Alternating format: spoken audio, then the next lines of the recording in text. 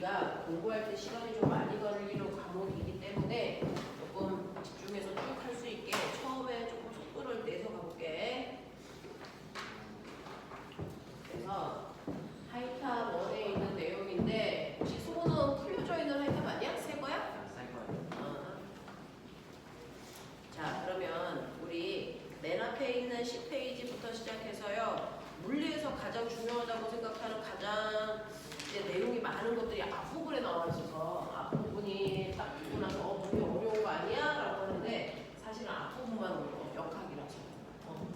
자, 근데 내가 과거를 생각할 정도면 그래도 이과적인 거리가 있는 친구들이니까 어렵지 않게 따라올 수 있게끔 해볼게. 그리고 선생님이 항상 수업보다는 조금 일찍 들어와 있거나 아니면 선생님 교무실에 있어도 모르는 거 있으면 질문하러 오면 질문 받을 수 있으니까 선생님들 다 그렇게 하시거든? 질문하러 와. 자, 그럼 보자. 오늘 맨 처음에 해야 되는 거 주율아, 여기 쓰면 안 보이지? 여기다 쓸까? 응. 자, 우리 맨 처음에 해야 되는 거 뭐에 대한 얘기냐면 가장 중요한 거 역학은 물체의 운동이거든? 그래서 우리가 해야 되는 거, 오늘 하는 거 물체의 운동에 대해서 하자. 물체의 운동에 대해서 할 건데 지구상에 있는 모든 물체의 운동성을 비교해보면 운동성은 몇 가지로 나눌 수가 있냐면 크게 두 가지로 나눈대. 자, 어떤 물체가 여기 이렇게 있어. 근데 시간이 지났을 때 이 가라는 물체가 A 위치에 있었는데 이 물체가 시간이 지나면 위치가 달라져 안 달라져? 안 달라진다고 친다면 얘는 움직인 거야 안 움직인 거야? 안 움직인 거거든? 그래서 운동성으로 비교하면 딱 두 개야. 안 움직이는 정지된 물체와 그런가 하면 A점에 있었는데 시간이 지나면 10m 떨어진 B지점으로 옮겨와 있어. 그럼 물체의 위치가 달라졌잖아. 이렇게 물체의 위치가 달라지면 우리는 운동하는 물체야. 이렇게 얘기할 거야. 그러니까 물체는 정지되어 있니? 움직이니? 이거 두 개로 나눈대. 근데 딱 봤을 때 얘가 움직이는지 정지되는지 구별할 수 있을까? 당연히 있어. 왜? 엄청나게 뚜렷하게 차이점이 있거든. 그 차이점이 뭐냐면 운동하는 물체는 움직이기 때문에 나타나는 특징을 우리가 운동 상태를 가져 라고 하는데 이 단어는 나한테 처음 듣는 게 아니고 중학교 1학년 때 힘 배울 때 한번 썼던 단어야. 움직이는 물체는 운동 상태가 뭔데? 빠르기와 방향. 그래서 우리는 이거 그냥 빠방이라고 하는데 실제로 움직이는 애는요 매 순간 어딘가를 향해 가는 방향을 가져. 그리고 10m를 가는데 1초 걸리는 애도 있지만 10초 걸리는 애도 있어. 빠르기가 달라. 그래서 정지된 물체와 운동하는 물체의 가장 큰 차이점은 이 빠르기와 방향을 가지고 있냐 가지고 있지 않느냐 이걸로 우리가 구분하는 거였어. 그래서 이걸 우리가 운동 상태라고 해. 자, 그러면 우리는 움직이는 물체에 대해서 지금부터 배울 건데요. 움직이는 물체는 첫 번째 방향 가죠? 그럼 방향도 나타내야지. 방향은 앞, 뒤, 위, 아래, 좌우 이렇게 쓰면 되는데 됐어. 그 중에서 선생님 전 동서남북으로 쓰고 싶어요. 그건 방향 표시 있을 때만 쓸 수 있는 단어. 없으면 동서남북이라고 쓰면 안 돼. 됐어? 근데 이제 선생님하고 배운 분은 알겠지만 방향도 뭐 해야 되냐면 계산이라는 걸 해. 신기하죠? 방향도 계산해요. 이 방향을 계산할 때는요 오른쪽 왼쪽으로 쓰면 계산할 수가 없으니까 방향을 계산할 때만 쓸 수 있는 기호가 있어. 그게 바로 플러스와 마이너스야. 수학에서는 플러스와 마이너스는 크다와 작다의 의미를 가지고 있는데요 물리는 플러스와 마이너스가 크다와 작다의 의미를 절대 가지고 있지 않아. 그럼 무슨 의미를 갖냐면 이게 방향의 의미를 가지고 있는 기호로 쓰여. 그죠? 그럼 선생님 플러스는 무슨 방향이에요? 그거 네가 정하면 돼. 저 2번 문제 풀 때요 플러스를 아래쪽 방향으로 할래요. 그럼 그 순간 그 문제에서 마이너스는 어느 쪽 방향 되겠냐? 위쪽. 맞아. 그래서 플러스와 마이너스는 서로 반대 방향을 표현하는 기호로 놓고 계산하면 돼. 그래서 어떤 애가 플러스 2의 빠르기로 가고 있대. 어떤 애는 마이너스 5의 빠르기로 가고 있대. 그럼 누가 더 빨리 가는 거게? 마이너스 5야. 알겠어? 얘 같은 경우에는요 아래쪽 방향으로 2의 빠르기로 가고 있다면 얘는 위쪽 방향으로 5의 빠르기로 가고 있다는 뜻이기 때문에 얘가 훨씬 빨라요. 이렇게 가야 돼. 그래서 수학하고 헷갈리지 말아야 되는 게 수학에서는 플러스 기호를 크다라는 의미로 쓰지만 물리에서는 항상 방향의 의미로 써. 됐지? 그리고 계산을 해서 네가 만약에 값이 이렇게 방향 놓고 계산할 때 마이너스 3이 나왔다. 근데 답을 쓸 때 마이너스 3을 쓰면 안 돼. 왜? 네가 플러스와 마이너스를 어떤 걸 플러스로 놓고 마이너스로 썼는지는 채점하는 선생님은 몰라. 그러니 답을 쓸 때는 다시 위쪽 방향으로 3이에요? 이렇게 쓰는 게 맞아. 알겠어? 방향 계산할 때는 플러스와 마이너스 기호를 놓고 계산하시면 되고 답에다가 쓸 때는 다시 위쪽인지 아래쪽인지 풀어서 쓰는 게 맞다. 알겠니? 이렇게 가자. 그래서 우리는 물체가 움직일 땐 항상 매 순간 어떤 방향을 갖고요. 그 방향이라는 걸 말로 표현할 수도 있고 계산할 때는 플러스와 마이너스 기호를 놓고 쓸 수도 있다라고 하는 거고요. 가장 핵심은 뭐냐면 그럼 방향을 그렇게 하면 돼. 근데 문제의 빠르기는 어떻게 나타낼까? 이게 제일 중요한 거. 오늘 할 게 이거. 그래서 어떤 물체가 움직인대요. 움직이는 순간 빠르기라는 게 생기는데 그러면 물체가 얼마나 빨리 움직이니? 라고 하는 빠르기 어떻게 표현해? 이거 수학에서도 하고 있는데요. 빠르기는 일정한 시간 동안의 위치 변화량으로 표현할 거야. 이렇게 얘기하면 돼. 됐어? 자, 그러면 빠르기를 계산하려면 위치 변화량을 정확하게 알아야 되는데 우리 위치 변화량이요. 생각보다는 좀 다르죠. 중학교 3학년 2단원에서도 배우는 내용인데요. 예를 들어 첫 번째 어떤 아이가 앞쪽 방향으로 10m 가다가 뒤로 백해서 4m 오는데 2초 걸렸다고 치자. 그렇다면 이렇게 움직일 때 이 아이의 위치 변화량을 얼마라고 표현하는 게 맞을까? 이런 얘기거든요. 그러면 이거 위치 변화량 주율아 얼마? 그냥 편하게 얘기해. 너 얼마 것 같아? 얘 간거리 얼마? 안 들려. 6m? 맞아요. 네, 6m. 또 이거 간거리 6m 말고 몇 m라고 표현해도 돼? 14m. 14m로 표현해도 되고 6m로 표현해도 돼? 뭐가 다른데? 라고 하면 지금 얘는요. 앞쪽 방향으로 10m 갔고 그리고 뒤로 백해서 4m 왔는데 나는 앞으로 가든 뒤로 가든 신경 안 쓰고 어차피 내가 걸어간 거니까 간거리를 다 더한 게 내가 간거리. 그거를 우리는 뭐라 그러니? 방향을 신경 쓰지 않고 네가 간 크기만을 14라고 나타낸 걸 이걸 뭐라 그럴까요? 이걸 이동거리라고 해. 그래서 이동거리가 얼마야? 이게 중학교 3학년 내용이야. 됐어? 그래서 중학교 3학년 때는요. 간 방향을 신경 쓰지 않고요. 그냥 간거리만을 다 더해서 위치 변화량을 나타내는 이동거리식으로 표현한다. 근데 선생님 앞으로 간 거랑 뒤로 간 건 달라요. 다르죠. 그러니까 저는 방향을 신경 쓸래요. 그래서 내가 간 위치 변화량을 나타낼래요. 그걸 우리 뭐라고 하냐면 변위라고 얘기할래 라고 얘기하는 거야. 그럼 방향을 신경 쓰려면 어떻게 하면 돼요? 네, 이때 방향은요. 무조건 네가 맨 처음에 출발한 지점에서요. 2초 후에 도착한 지점을 향하는 방향으로 화살표 그으세요. 그러면 그 화살표 방향이 바로 변위의 방향이에요. 그러니 너는 앞쪽 방향으로 변위를 가지고 있어. 그러면 변위의 크기는 얼마예요? 출발점에서 도착점을 연결한 직선거리. 그래서 아까 주율이가 얘기한 것처럼 6m예요. 라고 하는 건 변위의 크기를 얘기한 거야. 이렇게 돼. 자, 그러면 내가 이런 식으로 물체의 위치 변화량을 나타냈을 때요. 방향을 신경 쓰지 않고 크기만 나타내는 값도 있어요. 얘네들을 싸잡아 우리 뭐라고 하냐면 스칼라라고 얘기해요. 근데 고등학교는 주로 방향을 신경 쓴 물리량들을 표현하거든요. 대표적인 게 변이에요. 변이처럼 방향을 갖는 값들은 우리가 스칼라와 대조되게 뭐라고 하냐면 벡터라고 부르거든요. 그래서 대표적인 벡터가 변입니다. 자, 이렇게 방향을 갖는 값은 정확하게 방향까지 써야 답이고요. 그렇지 않고 그냥 6이라고 쓰면 틀렸다라고 하세요. 그러니까 얘는 앞쪽 방향으로 6m의 변이를 갖습니다. 이렇게 얘기하는 게 맞아. 자, 그런가 하면 두 번째 경우도 그래서 어떤 애가 앞쪽으로 4m 걸어가다가 90도 턴해서 아래쪽으로 3m 오는데 1초 걸렸다고 할 거야.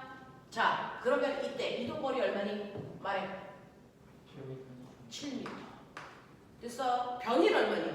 5m. 자, 변이는 출발점에서 도착점을 향하는 방향으로의 직선거리잖아.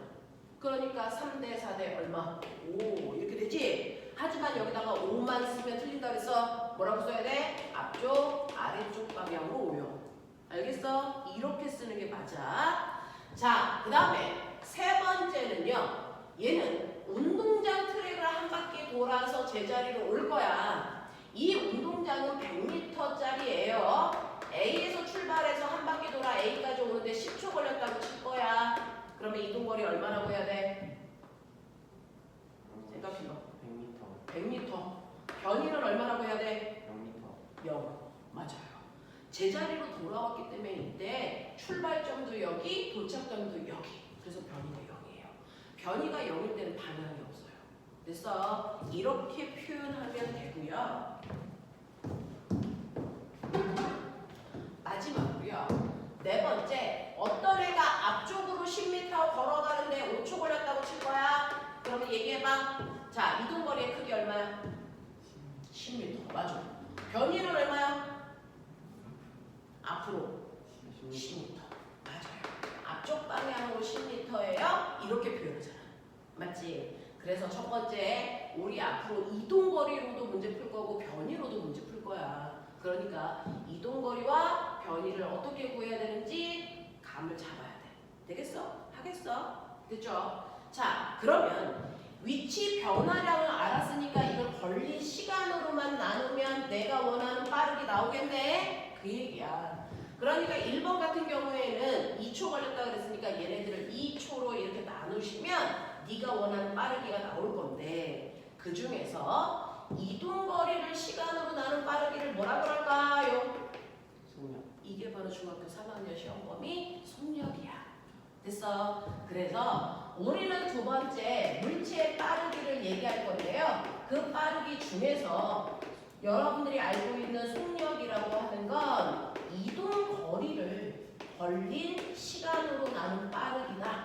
그래서 얘는 2초로 나누는데요. 물리는 항상 숫자는 숫자끼리 계산, 단위는 단위끼리 계산, 단위도 계산하는 과목. 그래서 속력이 7m/초예요. 이렇게 쓰면 되죠. 자, 근데 변이를 시간으로 나눈 빠르기도 있어. 그건 뭐라 그럴까? 너네가 쓰는 단어야. 맞아. 변이를 걸린 시간으로 나눈 빠르기를 우리는 속도라고 부를 거야. 이거야. 근데 변이는 6m가 아니고 앞쪽 방향으로 6m라서 이걸 2초로 나눌 때요. 방향은 방향끼리 계산, 숫자는 숫자끼리, 단위는 단위끼리 계산하니까 얘 속도도 지금 보는 것처럼 앞쪽 방향으로 3이에요. 이렇게 쓰게 되잖아. 그러니까 속도도 변이 때문에 뭘 갖게 돼? 방향을 갖는 벡터값이야. 이렇게 돼. 천천히 써도 돼. 필요한 거 천천히 써. 그런 점만 써볼게.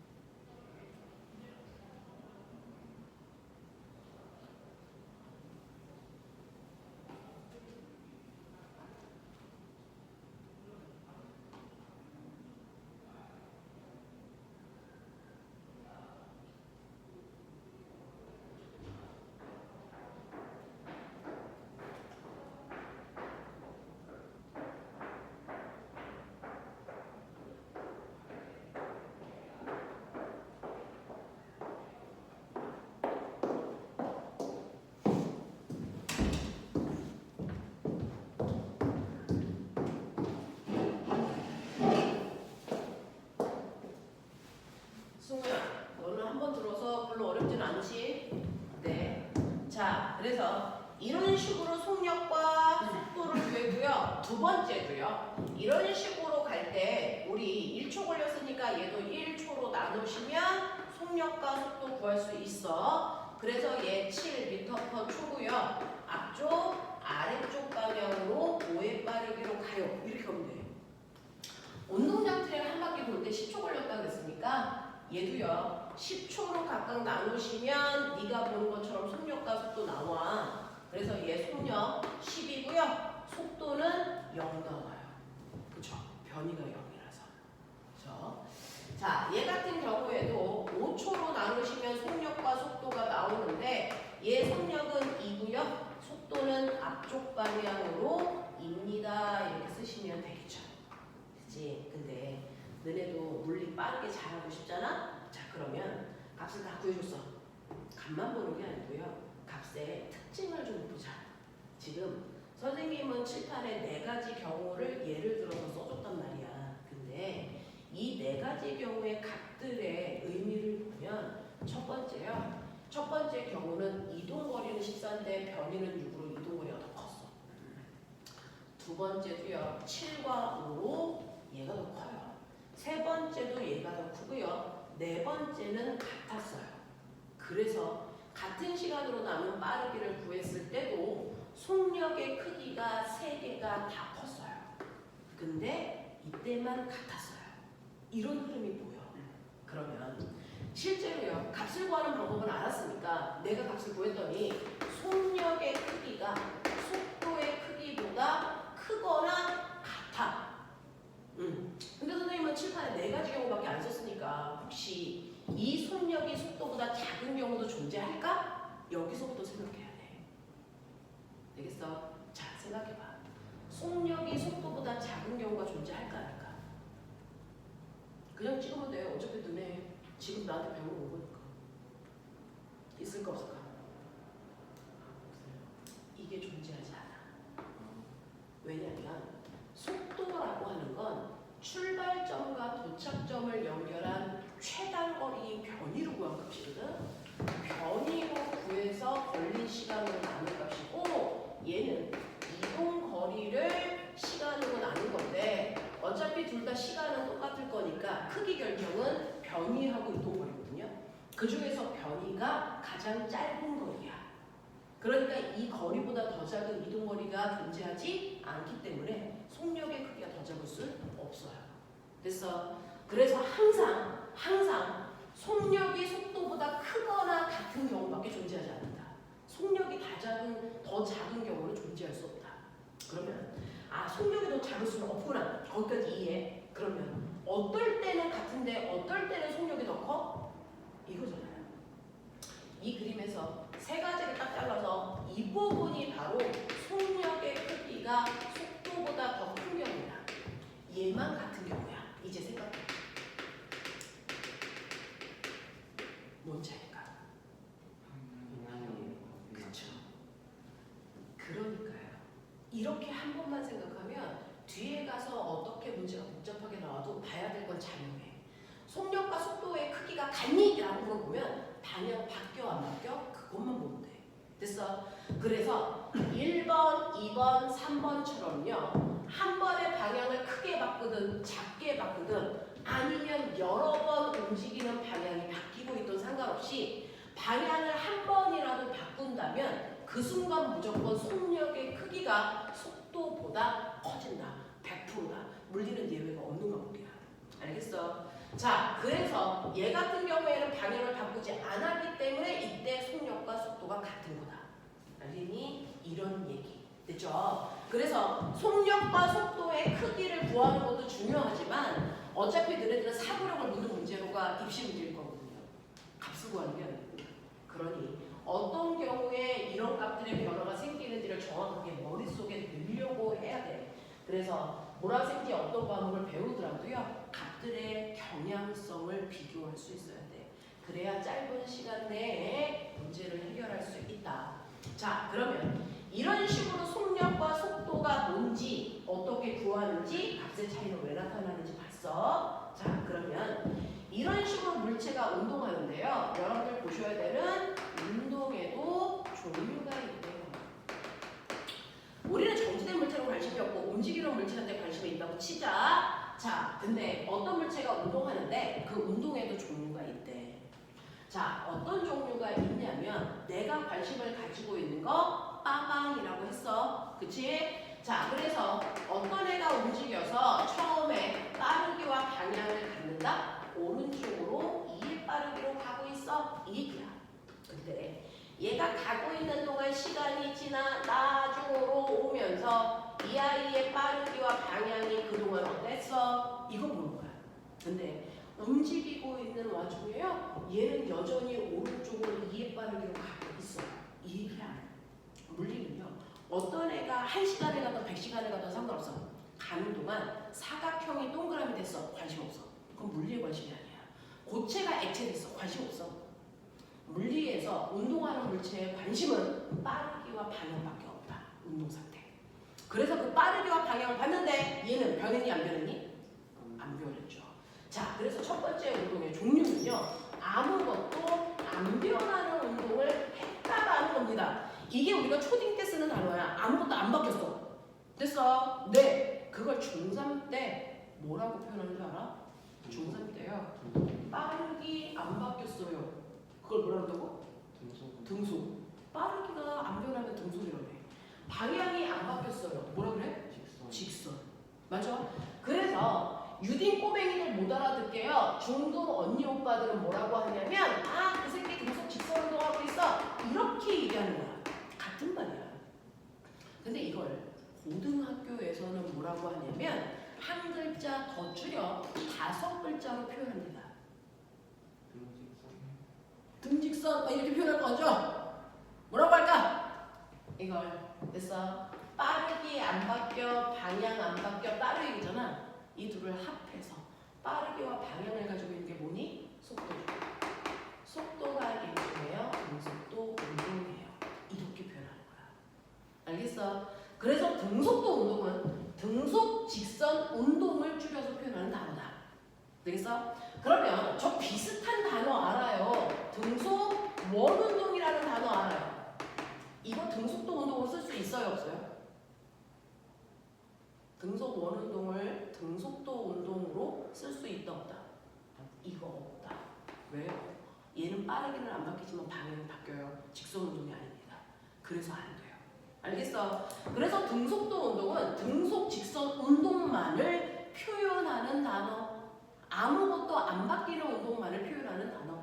됐죠? 그러면 이러한 등속도 운동하는 경우가 어떤 경우야? 대표적으로 예를 들면 이렇지. 어떤 애가 0초, 1초, 2초, 3초, 4초 이렇게 시간이 지나고 있어. 그랬을 때 물체의 위치를 보면 처음에 0초일 때 기준점에 있다가요, 1초 지나면 2m 먼 곳에, 또 1초 더 지나 2초가 되면 4m, 6m, 8m라고 하는 거리에 위치해 있어. 그러면 얘는 방향은 안 바뀌고 있는데 정말 빠르기도 안 바뀌어? 그거 확인해야 되거든요. 그러려면 빠르기가 안 바뀌는지를 보려면 구간을 세분해서 각각의 구간마다 빠르기가 같은지 보면 돼.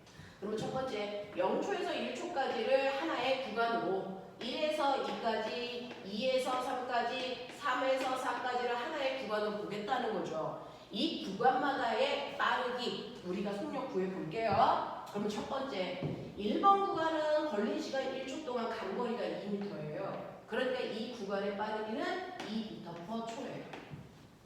두 번째 구간도 1초라는 시간 동안에 2m 갔기 때문에 2의 빠르기로, 세 번째도 1초라는 시간 동안에 2 갔기 때문에 2의 빠르기로, 네 번째도 1초라는 시간 동안에 2 갔기 때문에 2의 빠르기로 간다. 이런 거죠.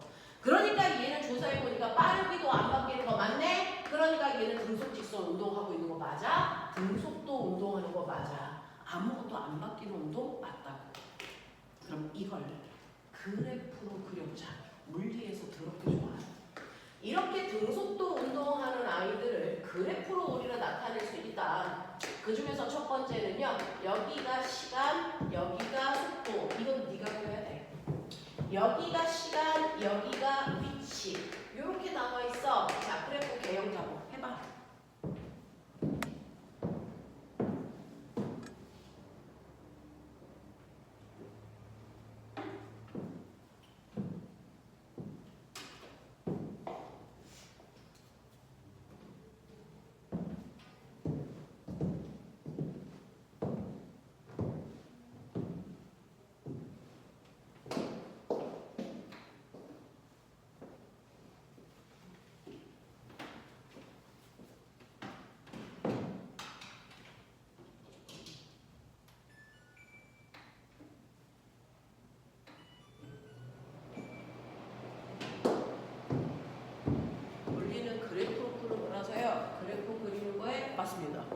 익숙하시면 됩니다.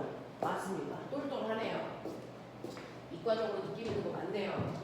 자, 보시면 처음에 0초, 1초, 2초, 3초, 4초 라는 시간이 지나는 동안 속도는요, 계속 2라고 하는 속도를 유지하고 있죠. 1초에도 2, 2초에도 2, 3초에도 2이기 때문에 속도가 일정한 그래프가 그려져요. 그죠? 자, 그 다음에 시간에 따른 위치 그래프를 보시면 시간이 0, 1, 2, 3 이렇게 지나는 동안이요. 간거리를 보시면 시간이 1초일 때보다 2초로요. 시간이 2배 커지면 1초일 때 간거리에 비해 2초일 때 간거리도 정확하게 같은 비율만큼 커져요.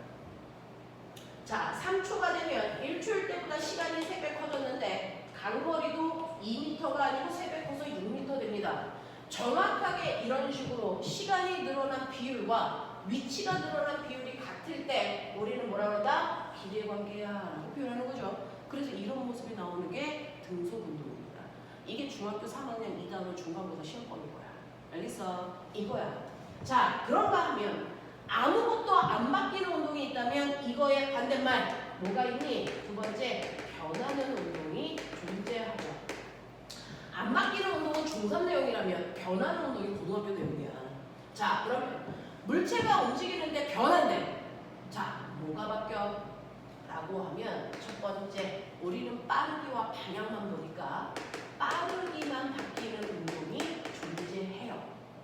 됐어? 그러니 예를 들면 처음에 이 아이가 움직였던 빠방이 얼마였냐면 오른쪽 방향으로 2의 빠르기로 갔는데 시간이 지나서 나중이 되니까 이 아이의 빠방이 얼마냐면 오른쪽 방향이지만 10의 빠르기로 간다는 얘기야. 되겠어? 그러니까 방향은 안 바뀌고 빠르기만 바뀌었네? 이런 운동도 존재해. 어떤 운동이랄까? 어떤 운동이에요? 직선 운동인데, 그쵸? 방향이 안 바뀌었으면 직선 운동 맞습니다. 근데 빠르기가 빨라지는 운동, 우리 주변에 어떤 애가 이렇게 움직일까? 어떤 경우에 이렇게 움직일까? 맞아요. 그 떨어뜨리는 운동을 멋진 말로 뭐라고 줄 알아? 이거를 낙하 운동. 근데 그 중에서도요, 낙하할 때 조건이 있어요. 중력만 받고 떨어지는 운동이냐, 아니면 공기 저항도 받고 떨어지는 운동이냐. 공기 저항도 받고 떨어지는 운동은 낙하 운동이라고 하고요. 공기 저항 없이 중력만 받고 떨어지는 운동을 자유 낙하 운동이라고 해. 됐어? 그래서 이렇게 방향은 안 바뀌고 빠르기만 빨라지는 대표적인 운동이 바로 자유 낙하 운동이 있어요. 근데 하나 더 있어. 얘는 빠르기가 빨라지는 거지만 거꾸로 빠르기가 줄어드는 운동도 가능하잖아. 그럼 어떻게 하면 돼? 물체를 거꾸로 던져 올려도 돼. 그러면 얘는 올라가는 동안 방향은 안 바뀌어. 근데 나 물어볼게. 얘 언제까지 올라가?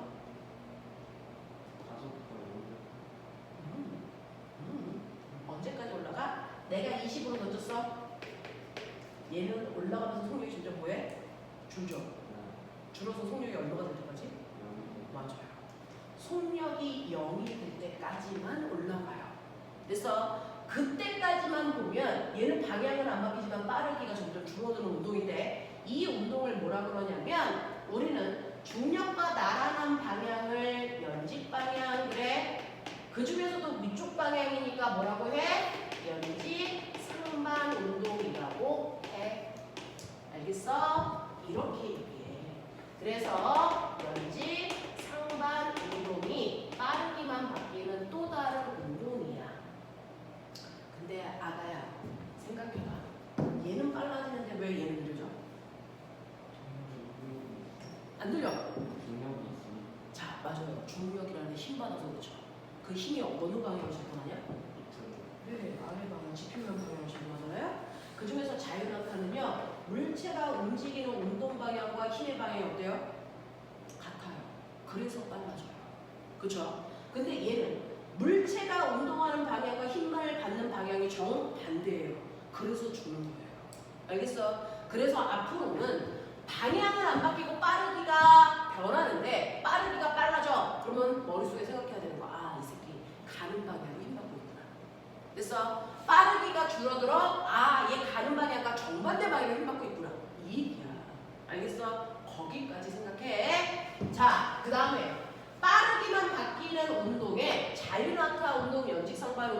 있다면 거꾸로요.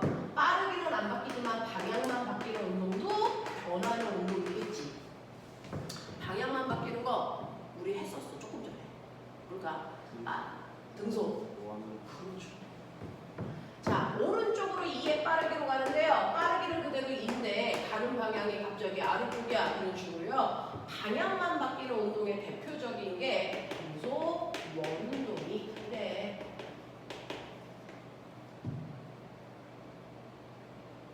그렇죠?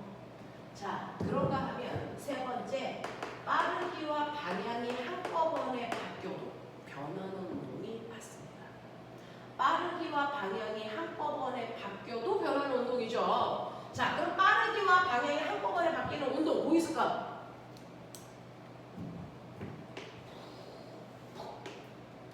이걸 뭐라 그럴까? 공을 던졌더니 공이 이렇게 가서 떨어졌어요. 무슨 운동에 따래? 맞아. 이걸 포물선 운동했어요. 이렇게 얘기하죠. 올라갔다 내려가니까 방향 바뀌고요. 올라가는 동안은 속력이 느려지고 내려오는 동안 속력이 빨라지는 거니까. 됐죠? 빠르기와 방향이 바뀌고 있는 거 맞아요. 자, 빠르기와 방향이 바뀌는 운동 하나 더 있어. 포물선을 거꾸로 그려봐. 얘 이렇게 움직여. 이렇게 실을 매달아서요. 얘를 살짝 들어 올렸다가 놓으면 왔다리 갔다리 왔다리 갔다리 바이킹처럼. 이걸 무슨 운동이라고 한다고? 진정. 맞아. 자, 선생님이요. 칠판에다가 쓴 이 5가지 운동의 고3까지 교과서에 나오는 명칭들이야. 기억해둬야 돼. 그래서 이 명칭만 들어도 이 새끼 뭐 바뀌네? 이게 돼야 돼. 됐지? 그래서 이런 식으로 우리는 운동에도 명칭이 있으니까 기억해 보시면 되고요. 얘네들이 상대적으로 변하는 운동이에요. 자, 이렇게 빠르기만 바뀌어도 변하는 운동, 방향만 바뀌어도 변하는 운동, 빠르기와 방향이 다 바뀌어도 변하는 운동이라고 할 건데 이건 유딩이 쓰는 단어잖아? 이거 못 알아듣게요. 고등학교 언니 오빠들은 뭐라고 표현할까요?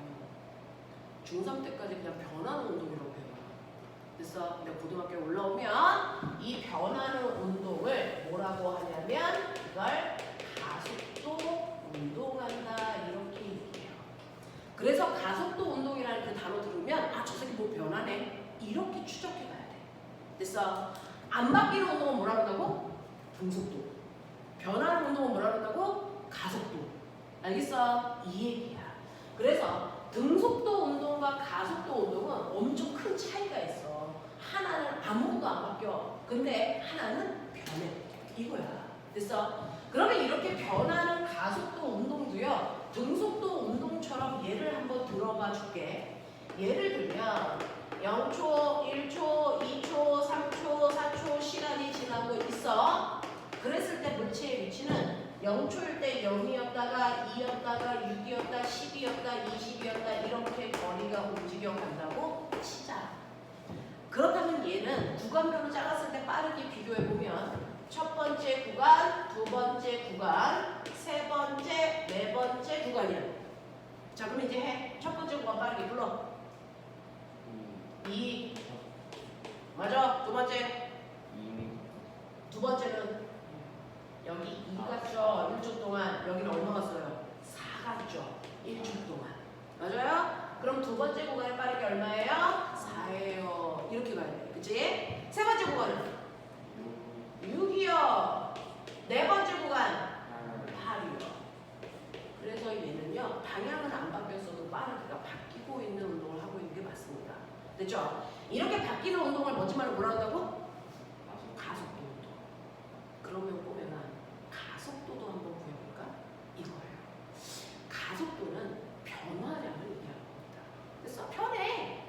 그러면 가속도는 그 변화량을 얘기하는 거야. 라는 거예요. 그래서 여러분들은 속력을 구했는데 속력 속도를 구했는데 속도는 시간분의 위치 변화량을 얘기한다면 이제 물리에서는 가속도라고 하는 용어도 쓰고 정의가 있어요. 가속도는 시간분의 속도 변화량이다. 이거요.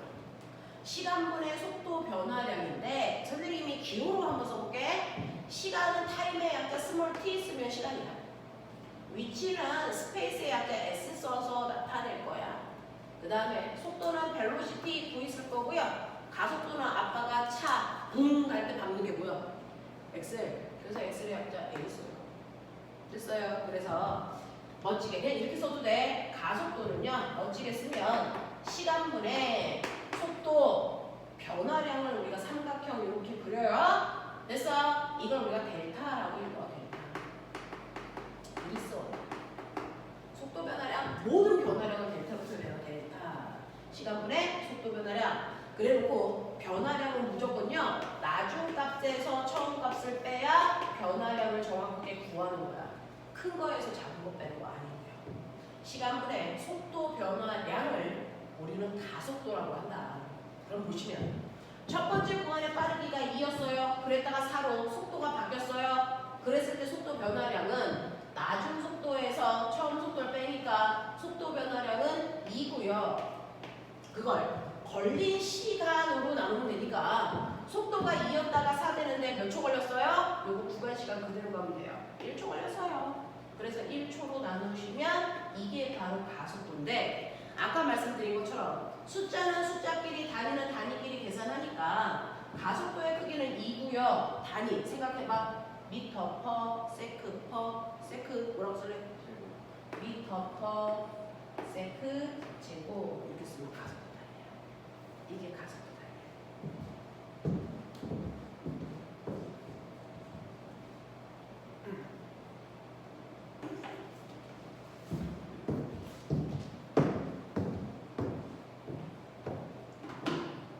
두 번째도요. 속도가 4였다가 6 됐어. 속도 이만큼 증가했어. 그러는데 걸린 시간이 1초야. 그러니까 이 구간의 가속도 얼마? 2m per 세크 제곱. 맞죠? 이 구간에도 가속도가 2입니다. 그러면 얘는 속도는 다르지만 일정한 시간 동안의 속도 증가량이 일정해요. 그래서 가속도가 같아요. 그죠? 이렇게 가속도가 같은 값을 가지고 있는 운동을 우리는 가속도 운동 중에서도 뭐라고 불러? 등가속도 운동에 라고 부른다고 했어요. 그쵸? 그래서 등가속도 운동이라는 게 있구나. 그러면 이제 또 그려봐. 등가속도 운동과 관련된 그래프 세 가지예요. 시간 t 그리고 얘는 가속도, 속도, 위치. 그려봐.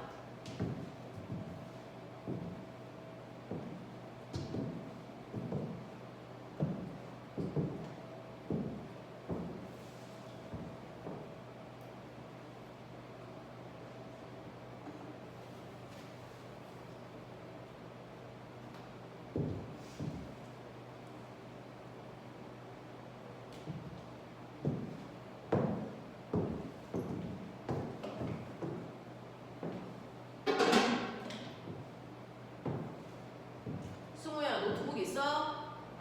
노트북 이번 주부터 노트북 들고 와서 자소서 쓸 거야. 자소서 시간에. 그러니까 노트북이든 뭐든 들고 올 수 있는 거. 어떤 애들 보니까 패드에다가 키보드 해가지고 들고 오는 애들도 있는데 들고 와서 쓸 수 있게끔 해주셔야 돼. 1년 동안 쓸 거라서 노트북 없으면 이 기회에 엄청 좋은 노트북 사주세요. 왜? 응? 너는 있어? 뭐가? S가 위치. 야 근데 너네는 왜 다 마스크 쓰고 다니냐? 난 마스크 엄청 싫어하는데. 난 숨 쉴 수가 없는데 너네는 뭐야? 엄청. 너 감기 걸려서 거야? 어? 너는 평상시에도 쓰고 다녀? 신기하다. 나는 숨을 못 쉬었는데. 자, 그리고 볼게요. 그래프 모양 3개의 개형이 다 달라. 그래프의 3개의 개형이 다 달라. 그럼 어떻게 그리면 될까? 자, 보시면요. 시간에 따라 가속도의 크기가 똑같으니까 얘도 시간이 0초일 때나 1초일 때나 2초일 때나 3초일 때나 가속도 일정 이렇게 그려졌지. 그치? 자, 속도 그래프 보시면요. 1초일 때 속도가 2였는데 시간이 2배가 돼서 2초가 되니까 속도가 4가 됐잖아. 2배가 됐잖아. 그쵸? 자, 시간이 3배가 되면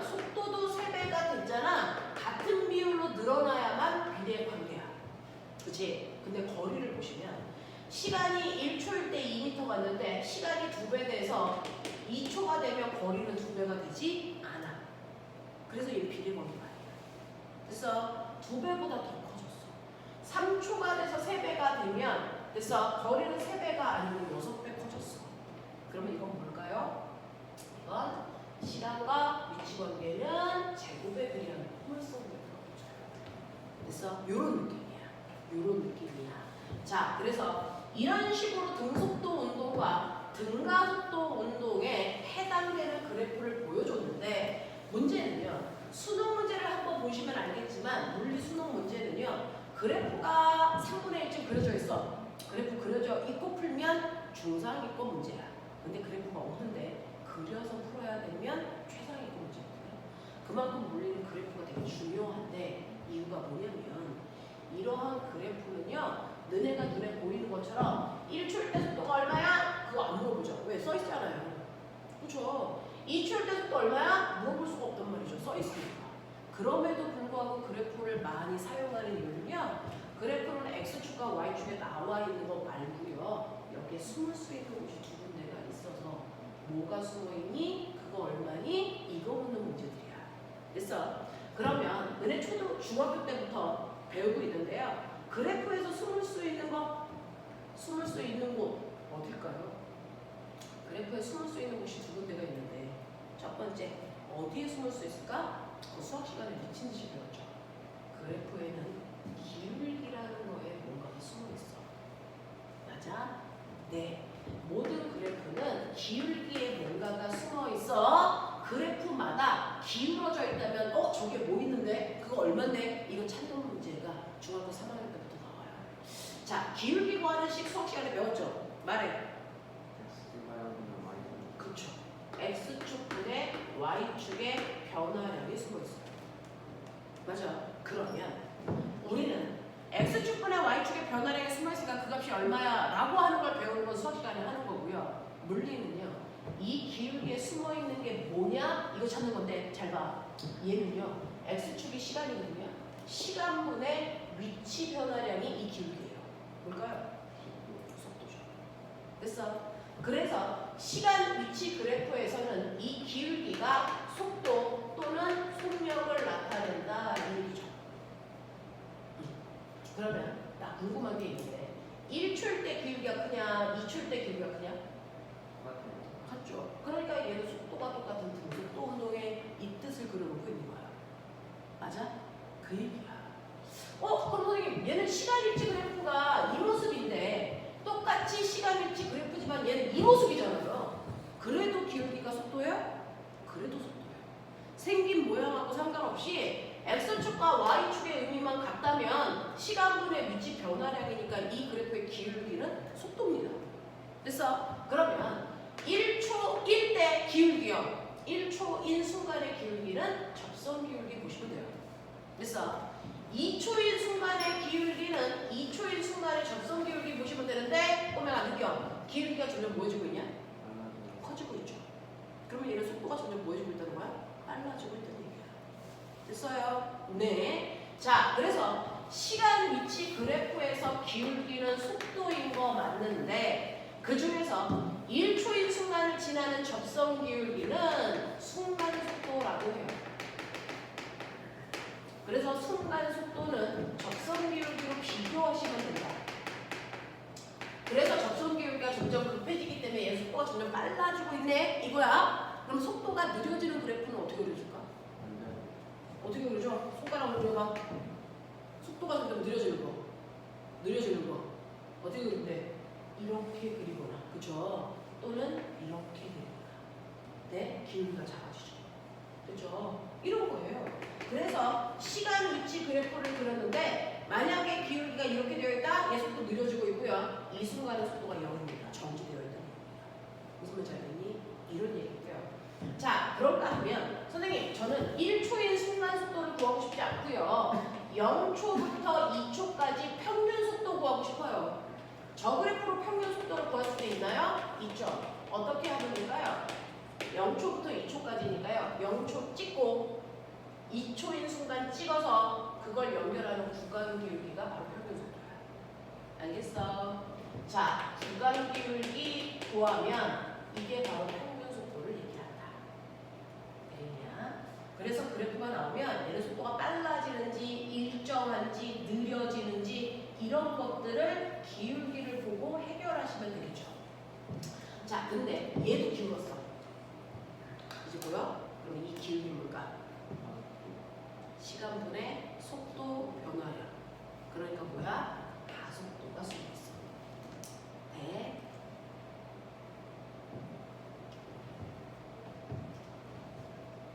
선생님이요, 우리가는 빠른 속도를 쭉 끌고 와서 무조건 빨리 해야 내가 자손 쓸 수 있거든요. 그래서 조금 빨리 할 건데 그럼에도 불구하고 꼭 알아둬야 되는 게 해석이야. 해석하기거든요. 하셔야 돼요. 시간 속도 그래프에서 기울기는 시간분의 속도 변화량이니까 가속도가 숨어 있어. 그러면 1초일 때 가속도가 크냐, 2초일 때 가속도가 크냐? 똑같죠. 기울기 같죠. 그러니까 등가속도 운동이 맞죠.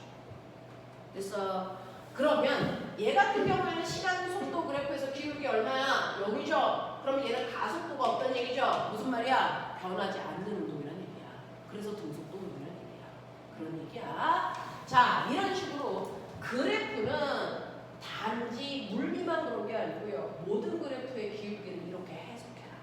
알겠습니까? 네. 자, 근데 그래프에 숨을 수 있는 곳이 한 군데 더 있어요. 그래프에 숨을 수 있는 한 군데는 면적입니다. 면적. 됐어. 그러면 이 그래프에서 이거 면적이네. 이 면적 여기가 뭘까? 이거 면적 어떻게 구하냐? 가로 곱하기 세로. 맞아요. 모든 면적은요, 가로 곱하기 세로니까 x축 곱하기 y축 값이 숨어 있다는 얘기거든요. 뻔해요. 그러니까 얘 같은 경우에는 가로는 시간이고요, 세로는 속력이니까 속도 곱하기 시간 뭡니까? 이 면적에 숨어 있는 거 변이 또는 이거 있습니까? 이거 숨어 있어서요. 실제로 1초 동안 간거리 구해봐. 그러면 또 넓이 구하면 되죠. 2m. 그래서 여기 1초 동안 간거리 2m 나와 있어요. 2초 동안 간거리는 2초 동안에 면적 구하시면 되니까 4요. 이렇게 써져 있단 말이에요. 되겠어? 근데 시간 속도 그래프의 개형을 보면 얘 삼각형인데요? 그러면 얘는 그냥 삼각형 넓이 구하면 그 시간 동안 간거리야. 알겠어? 그래프 모양하고 상관없이 x축과 y축이 시간과 속도라면 밑에 있는 면적만큼이 그 시간 동안의 간거리다. 그래서 생긴 모양대로만 면적 구해주면 돼. 자, 근데 보면 얘도 면적이죠? 이건 뭘까? 생각. 이거요. 가속도는요. 시간분의 물론 가속도는 시간분의 속도 변화량이야. 맞아? 그럼 이거 이렇게 넘기시면 가속도에다가 시간을 곱한 값이 속도 변화량이야. 속도 아니야. 속도 변화량이야. 그래서 그러니까 얘는 1초 지나면 여기가 2m/초라면 1초당 속도는 2씩 증가해요. 그래서 네, 1초 지날 때마다 속도는 2씩 증가하고 있어야 돼. 2초 지나면 속도는 4 증가해야 돼. 2초 지나면 속도 4. 알겠어? 2초 지나면 속도 4 증가하는 게 맞아. 그래서 가속도 시간 그래프에서 면적은요, 그 시간 동안의 속도 변화량을 얘기한다. 이해돼? 속도 아니고 속도 변화량. 되겠니? 이런 식으로요, 각각의 그래프의 의미들을 머릿속에 넣어주면 돼. 그렇다고 해서 이거 저거 다 외울 필요 없지? 의미 어떻게 해석하는지 알겠지? 이렇게 하면 돼. 자, 그러면 이중 우리는 이제 물체 운동의 종류도 했으니까 그 중에서요, 네가 기억해야 되는 거, 우리는 지금 등가속도 운동을 중심으로 해서 머릿속에 정리해 주시면 되는데, 그 등가속도 운동 중에서요,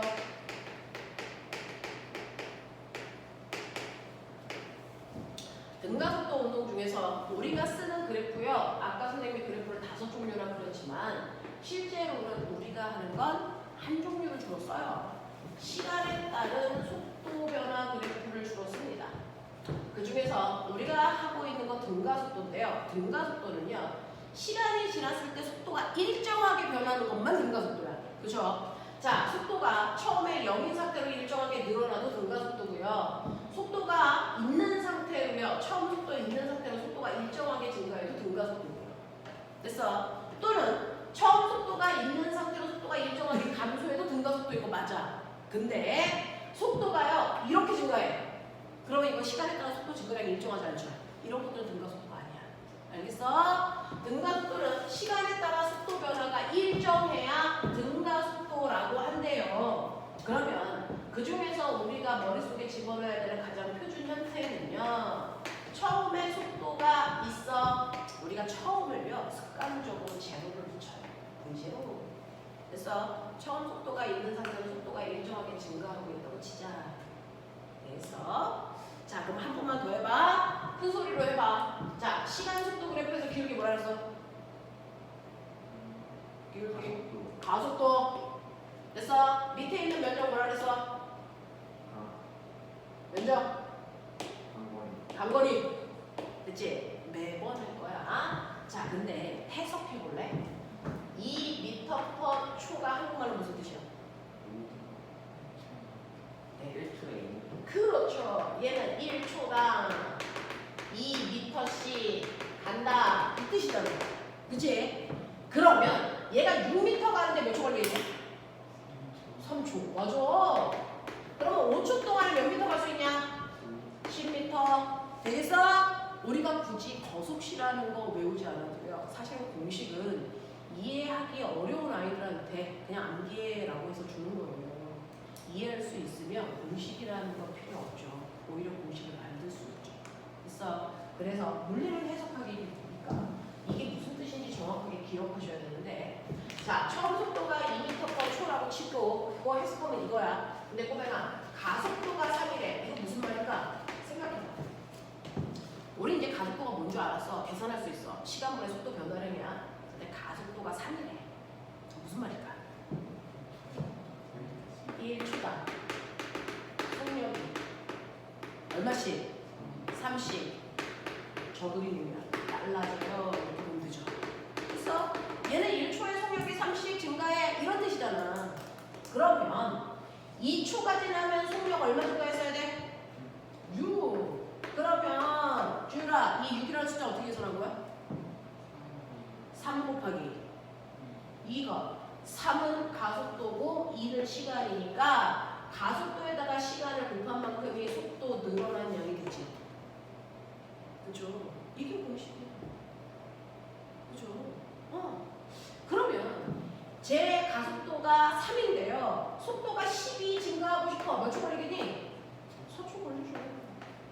너네는 이 공식 따로 외우지 않아도 해석할 수 있으면 된다고요. 그쵸? 그러면 속도 증가량 여기 보세요. 얘는 처음보다 속도가 t초 지나고 나면 이만큼 속도가 증가했어요. 그쵸? 그러면 처음보다 속도가 얼마만큼 증가했니? 속도 증가량은요 무조건 가속도에다가 시간 곱하면 늘어난 양이 나온다는 거야. 그래서 처음 속도에다가 늘어난 양을 더하면 나중 속도가 나오겠지. 맞아. 자, 그래서 등가속도 공식 첫 번째 얘 처음 속도는 2, 가속도는 3, 그리고 나서 2초 지난 후 나중 속도 얼마야? 이런 것들이 시험 문제야 결국은. 그럼 나중 속도는요 처음 속도에다가 나중 속도는 처음 속도에다가 속도 늘어난 거 더해줘 라는 뜻이야. 이게 등가속도 공식이에요. 그래서 이걸 고등학교 올라가면 미친 듯이 막 써가면서 외우거든요. 그럴 이유가 없죠. 의미를 알면 되죠. 처음 속도에다가 속도가 늘어난 걸 더하면 돼. 이때 속도 늘어난 양은 이거야. 그 다음에 두 번째 간거리가 얼마야? 이 얘기거든요. 근데 아까 너네가 했어. 간거리는 이 밑에 있는 넓이라고. 머리 있는 새끼들은 사다리꼴 넓이 막 구해. 근데 부패하는 사람들은 그렇게 안 해. 밑에 있는 사각형 넓이에다가 위에 있는 삼각형 넓이 더해요. 단순하죠. 그래서 간거리 구하라고 하면 사각형 넓이 더하기 삼각형 넓이가 공식이에요. 자, 이거 사각형 넓이 구하자. 문자로 이거 뭐야? t. 이거 뭐야? V0. 그치? 그러니까 얘는 V0t. 써.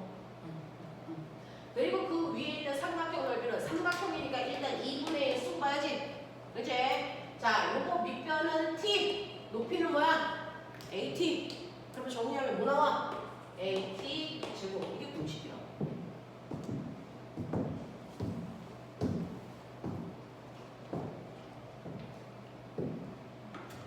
우리는 이제 중3이라서요. 똑같은 얘기를 다시 들을 시간은 없으니까 한 번에 제대로 이해해.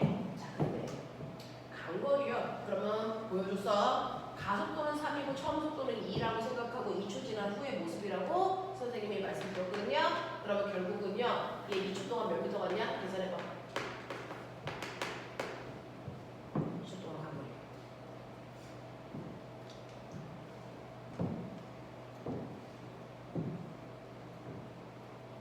알바 나오게 10 나오죠.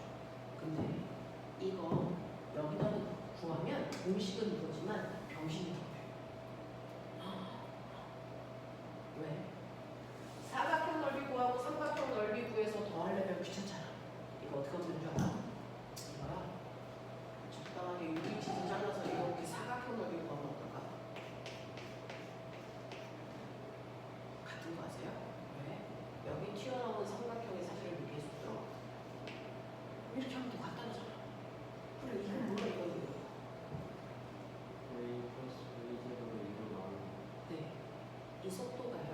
바로 이 등가속도 운동의 평균 속도입니다. 됐어. 그래서 단거리는요. 평균 속도에다가 걸린 시간 곱하면 되는데 원래 우리가 배운 아까 속력 구하는 식, 속도 구하는 식이 앞에다 평균자가 빠진 거거든요. 평균 속도 구하는 식 우리들 알고 있어요. 평균 속도는요. 원래는 총 걸린 시간분의 총 범위로 계산을 보잖아. 근데 등가속도 운동의 형태일 때만, 등가속도 운동일 때만 평균 속도는 지금 승우가 얘기한 것처럼 처음 속도에다가 나중 속도 더해서 반띵 이거 하면 돼요. 처음 속도와 나중 속도를 더해서 반띵하면 평균 속도야. 그러니까 이 아이의 처음 속도는 2였어요. 그리고 2초가 지나면 속도가 6 증가해서 8돼요. 이런 거잖아. 그러면 얘는 처음 속도는 2고요. 나중 속도 8이니까 2개 더해서 반띵하면 평균 속도 10이야. 아니, 평균 속도가 5야. 맞아? 그 평균 속도 5에다가 걸린 시간 2를 곱하면 간거리 10 이렇게 나와요. 그쵸? 그래서 실제로 등가속도 공식은 이거지만 우리가 간거리를 구할 때는 사실은 이 방법을 훨씬 더 많이 써. 둘 다 기억해.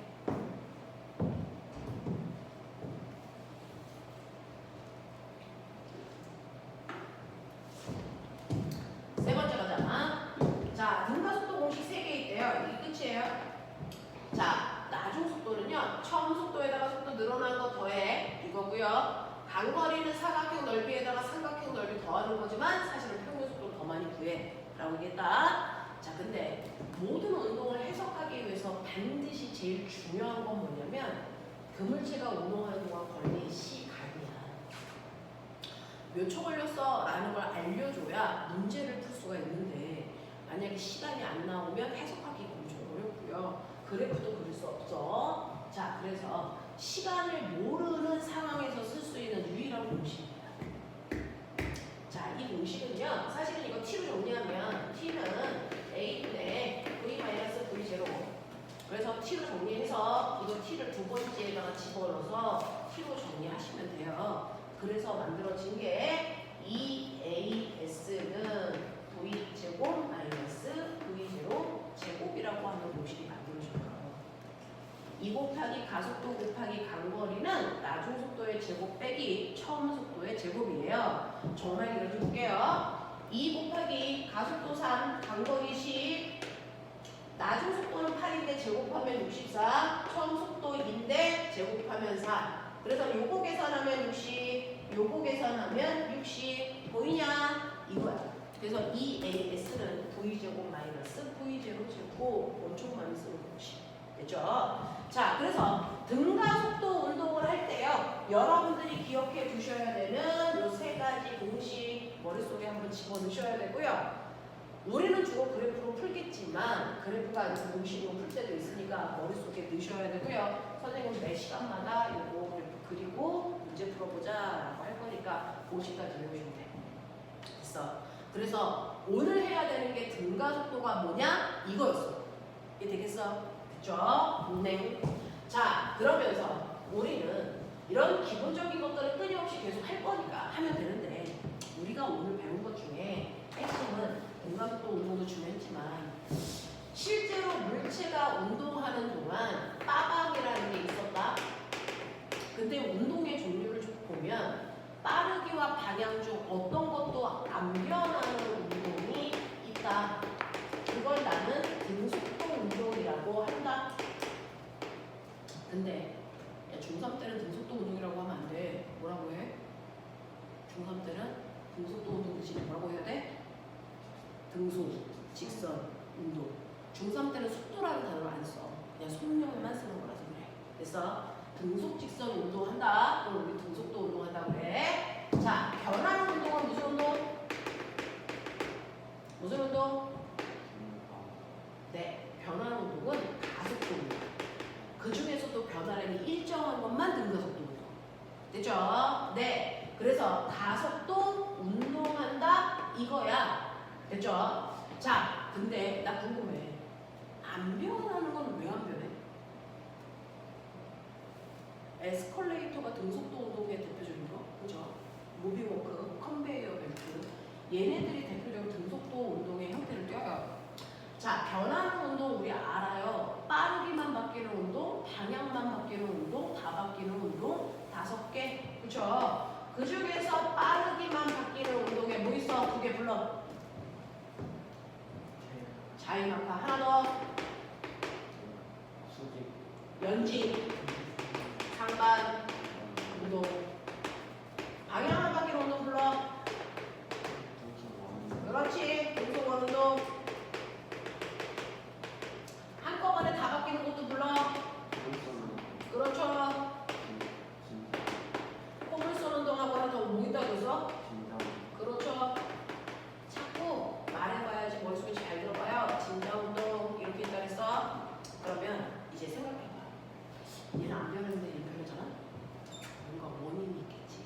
그걸 찾는 게 과학자들이 하는 거야. 안 변하는 건 왜 안 바뀌고 얘네들은 왜 바뀔까? 원인. 그걸 중1 때 배웠어.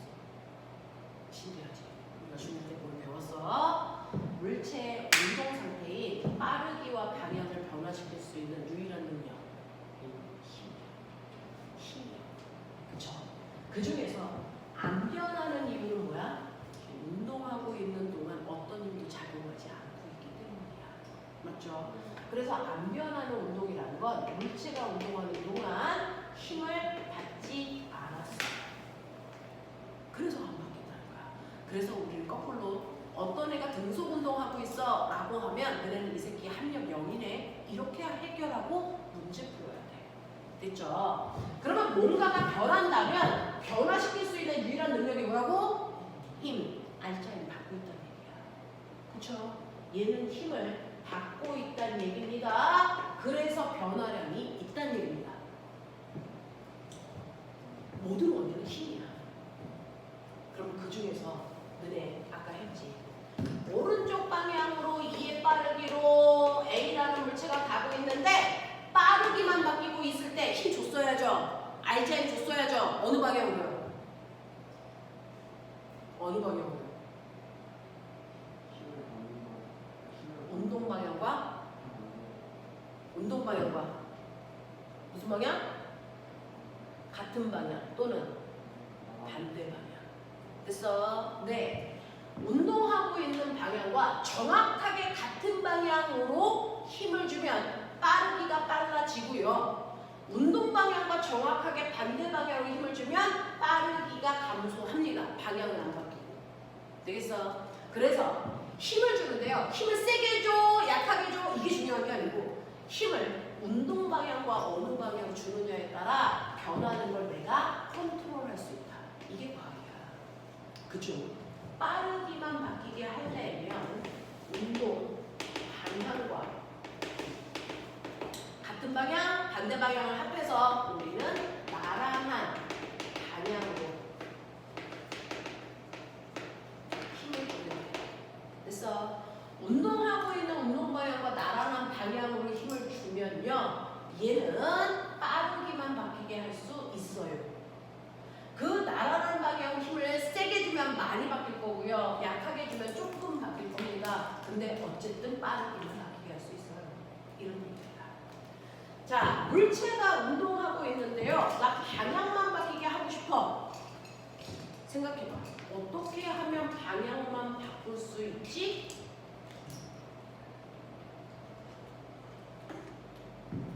어떻게 힘주면 방향만 바꿀 수 있지? 힘을 똑같이 방향으로 힘을 똑같이 운동방향으로 들어가면? 힘을 그렇죠. 물체가 가고 있는 운동 방향과 정확하게 90도 되는 방향으로 힘주시면 돼요. 그래서 물체에다가 실을 매달아서 뺑글뺑글 돌리는 등속 원동하죠.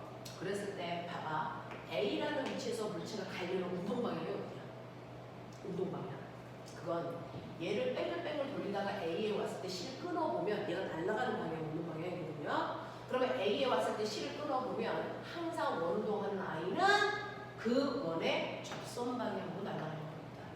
그래서 운동 방향은 접선 방향이야. 근데 그 방향 왜 안 날아가고 돌아? 힘주니까. 그러면 이때 힘은 어디로 작용해? 원의 중심 방향으로 힘을 주고 있죠. 실을 땡기고 있잖아요. 느려지면서. 그러면 이때 얘가 받는 힘의 방향과 얘가 날아가려는 운동 방향이 몇 도니? 90도. 그래서 얘는 이 방향으로 못 날아가고요. 빠르기는 일정한데 방향만 틀어지는 운동을 하고 있어요. 그러면 이렇게 왔을 때 얘 여기 왔다고 쳐. B. 자, 요번에 운동 방향 어디야? 촉선. 그러니까 이 방향. 근데 힘의 방향은? 원의 중심을 멋진 말로 얘기해보자. 원의 중심 방향을 구해 중심을 향하는 힘. 멋진 말 뭐야? 90이라고 얘기하는 거야. 됐어? 그래서 등속 원운동하는 물체의 운동 방향은요. 원의 접선 방향이고요. 그때 받는 힘은요. 구의 중심 방향의 90력인데요. 이 둘이 항상 언제나 90도이기 때문에 방향만 바뀌고 있는 중이에요. 그러니까 어떤 물체에 방향만 바뀌게 하고 싶으면 그 물체의 운동 방향과 수직하게 힘주면 돼. 그럼 방향만 틀어져. 그렇죠? 이런 것들을 생각해서 답하셔야 되고 문제를 푸셔야 됩니다. 변하는 것과 변하지 않는 거에 그래서 행태를 결정하는 주체는 누구냐? 힘이다. 그 힘을 어떻게 줘야 얘네들을 변화시키게 할 수 있냐? 이게 마음입니다. 자, 그러면 나란한 방향으로 힘을 주면 빠르기만 바뀌고요. 수직한 방향으로 힘을 주면 방향만 바뀌어. 그러면 어떻게 하면 한꺼번에 다 바꾸게 할 수 있어? 응? 안 들려. 그렇죠. 나란하지도 수직하지도 않은 나머지 방향. 그러니까 물체가 가고 있을 때요. 나란하지도 수직하지도 않은 나머지 방향인 이 방향으로 힘을 주거나 이 방향으로 힘을 주는 그 방향을 운동 방향과 힘의 방향이 비스듬해요. 비스듬한 방향으로 힘을 준다면 물체는 한꺼번에 둘 다 바뀔 수가 있는데 그게 바로 포물선 운동이라고 했잖아. 포물선 운동 그려볼게. 공을 이렇게 던지면 공이 이렇게 날아가. 여기, 여기, 여기, 여기. 그래서 바닥에 온 거잖아. 근데 이렇게 공이 날아가는 동안 무슨 힘 받니? 우리는 지구에 살기 때문에요. 여기에 이렇게 중력이라는 힘이 작용합니다. 그죠? 그러니까 공이 여기 있어도 중력이라는 힘 받고요. 중력 받는데 물체가 날아가려는 운동 방향은 곡선에서는 항상 접선 방향이 가려는 운동 방향이에요. 그러니까 이렇게 날아가잖아요. 그러니까 이때도 비스듬. 그래서 다 바뀌고 있는 중이에요. 이때 또 진자 운동도요. 여기 실에 물체 매달아서 살짝 들어 올렸다가 놓으면 이 새끼가 왔다리 갔다리 이렇게 하잖아. 그쵸? 그랬을 때 나 궁금한데 A 위치에 있을 때 무슨 힘 받게? 뭐죠? 중력. 또 중력만 받으면 자유가 있어야 돼. 그쵸? 실이 잡아당기는 장력이에요. 실이 잡아당기는 힘을 장력이라고 해요. 그쵸? 장력을 받아요. 그래서 이 두 힘을 합성한 방향이 우리 합성하는 거 나중에 가르쳐 드릴 텐데 평행사변형 그랬을 때 대각선 방향이 합력 방향이에요. 그래서 그 합력 방향과 여기서 물체가 가려는 접선 방향 이렇게 운동 방향이거든요. 이게 비스듬해요. 그래서 한꺼번에 다 바뀌어요. 알겠냐? 이런 얘기. 그래서 우리는요 실제로 물체가 뭔가가 바뀔 때요. 그래서 빠르기와 방향을 변화시키는 컨트롤하는 주체 하나밖에 없어. 힘. 됐죠? 그 힘에 의해서 물체가 바뀌는데 힘을 어느 방향으로 주느냐에 따라 뭐가 바뀌는지가 결정되고 힘의 크기에 따라 변화량이 결정되겠지. 근데 힘을 안 주면 안 변하는 거예요. 그죠? 우리 가속도 운동은 힘을 받아서 변하는 운동입니다. 이해돼? 이해돼? 이런 얘기야. 그래서 책으로 한번 보자. 오늘 첫날 선생님이 너네들은 과거 입시 대비하는 친구라서요. 그냥 단과에서 수업 듣는 거랑은 다르잖아요. 그래서 많은 내용들을 그 안에 넣어보려고 했어. 자, 그렇다면 너네가 가지고 있는 책에서 22페이지 보시면요. 22페이지에서 그죠? 첫 번째요. 여러분들 이제 기본적으로 알아둬야 되는 거 집에 가서 숙제를 다 해와야 돼. 자, 그 중에서 4번 봐.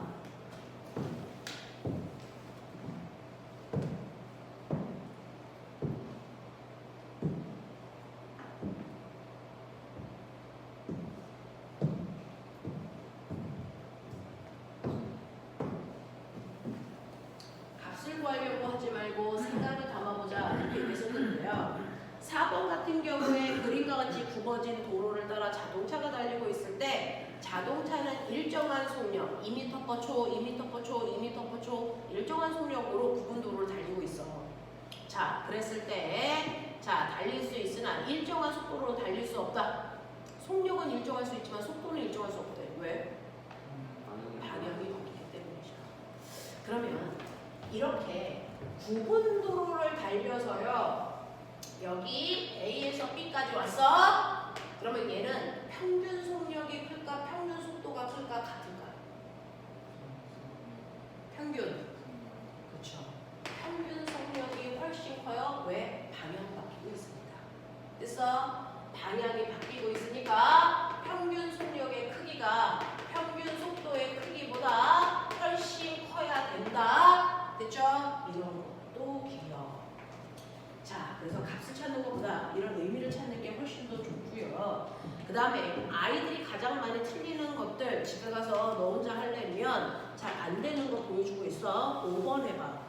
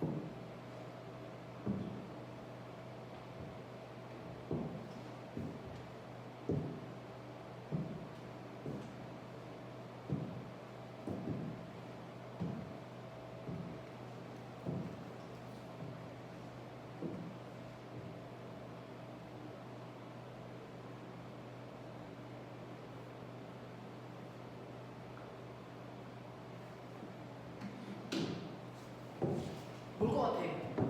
너네 이거 3번도 들고 왔지? 항상 1번하고 3번 같이 들고 오는데 3번이 뭐냐면 답지야. 그래서 문제 풀고 채점도 그냥 그 자리에서 해보면 돼. 자, 이거요. 답이 저도 안 써놔서 A에서요. B로 가요. 그랬다가 B에서 다시 A로 와요.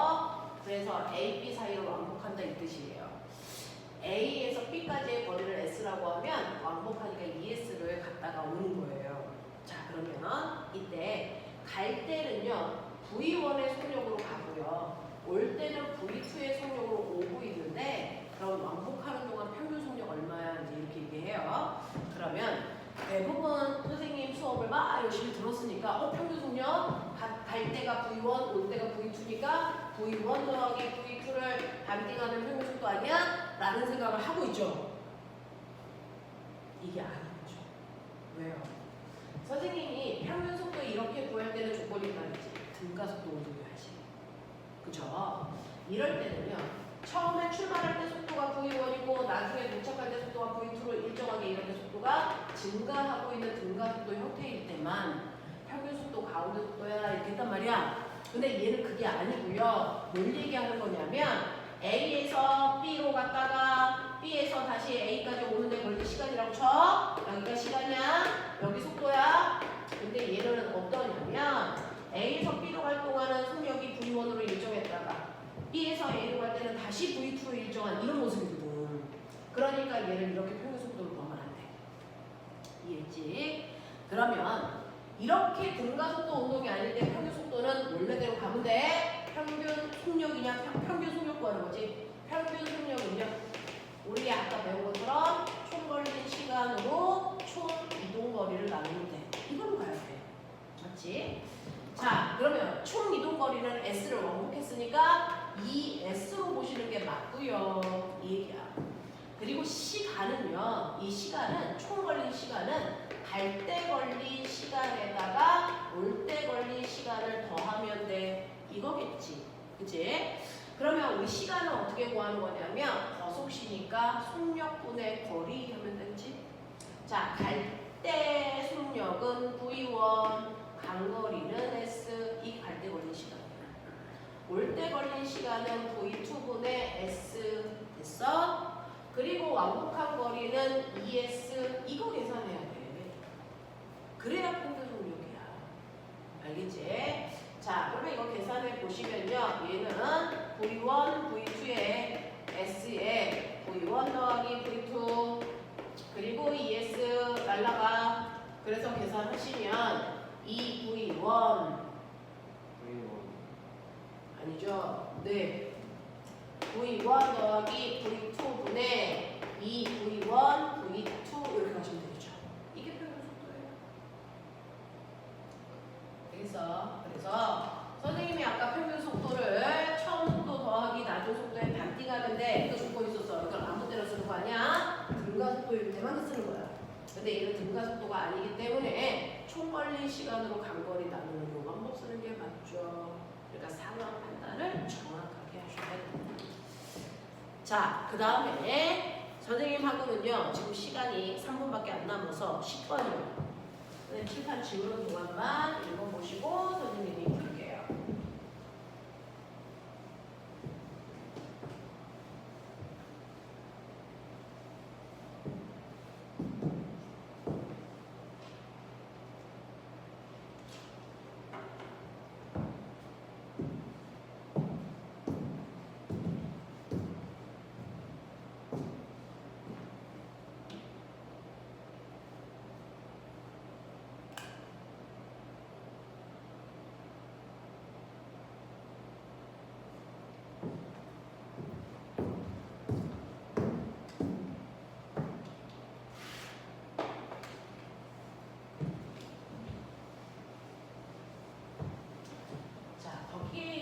문제는요, 전형적으로 이제 그래프로 푸시는 문제인데, 우리는 시간 속도 그래프 주로 사용한다 그랬는데, 거기 나온 그래프는 시간 가속도 그래프예요.